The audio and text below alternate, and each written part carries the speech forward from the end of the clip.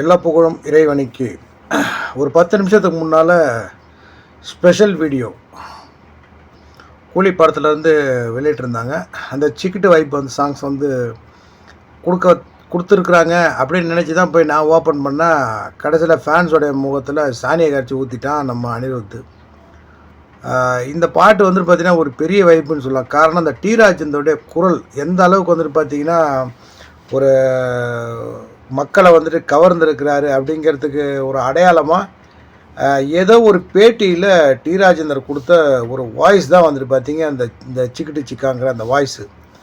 அதை இவர் பிஜிஎம்மாக பேக்ரவுண்டு மியூசிக்காக வச்சு அதை ஒரு இன்ஸ்ட்ருமெண்ட் மாதிரி ஒரு பயன்படுத்தி இவர் வந்துட்டு அனிருத் வந்து ஒரு டியூன் போட்டிருந்தார். அது உண்மையிலே வந்து பார்த்திங்கன்னா பெரிய அளவில் ஒரு எதிர்பார்ப்பை க்ரியேட் பண்ணிச்சு அப்படின்னே சொல்லலாம். அந்த ஓப்பனிங்கில் வந்துட்டு ஒரு ட்ரெய்லர் மாதிரி சின்னதாக ஒரு ப்ரோமோ மாதிரி ஒன்று கொடுத்துருந்தாங்க இல்லையா, சில பல மாதங்களுக்கு முன்னால் ஒரு ப்ரோமோ மாதிரி கொடுத்துருந்தாங்க. அது வந்து பார்த்திங்கன்னா ஒரு பெரிய வைப்பை க்ரியேட் பண்ணிச்சு அப்படின்னே சொல்லலாம்.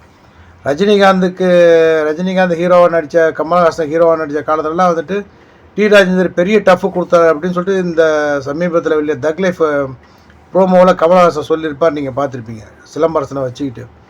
ஸோ அதுதான் வந்துட்டு ரியாலிட்டி அப்படின்னே சொல்லலாம். கிட்டத்தட்ட ரஜினி கமலுக்கு இணையான ஒரு கூட்டத்தை கிரியேட் பண்ணி கொடுத்த ஒரு நடிகர், டைரக்டர், தயாரிப்பாளர், பாடலாசிரியர், இசையமைப்பாளர். அதை சொன்னால் அதுக்குள்ளே நம்ம வீடியோ முடிஞ்சு போயிடும். அந்த அளவுக்கு திறமைகள் வந்து பார்த்திங்கன்னா அவர்கிட்ட இருந்தது.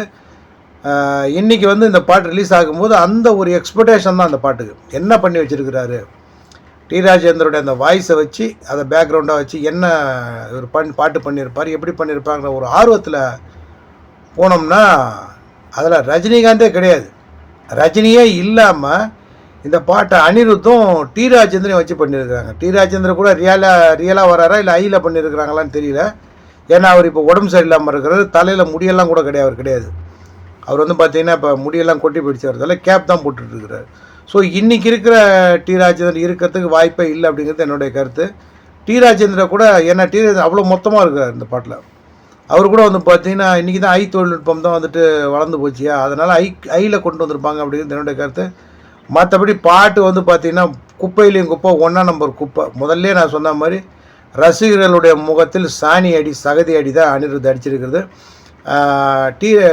சன் டிவியை பொறுத்த வரைக்கும், சன் பிக்சர்ஸை பொறுத்த வரைக்கும் இந்த பாட்டை வந்து இன்றைக்கி இறக்கி விட்டால் ஒரு பெரிய வாய்ப்பு கிடைக்கும் அப்படிங்கிற மாதிரி இறக்கி விட்டாங்களா என்னன்னு தெரியல. பட்டு ஏமாற்றம் தான். ஏன்னா அவங்க வேணும்னே கூட அந்த பாட்டில் இந்த ரஜினிகாந்தை தூக்கிட்டு வேறு ஒரு வருஷன் வெளியிட்டிருப்பாங்க.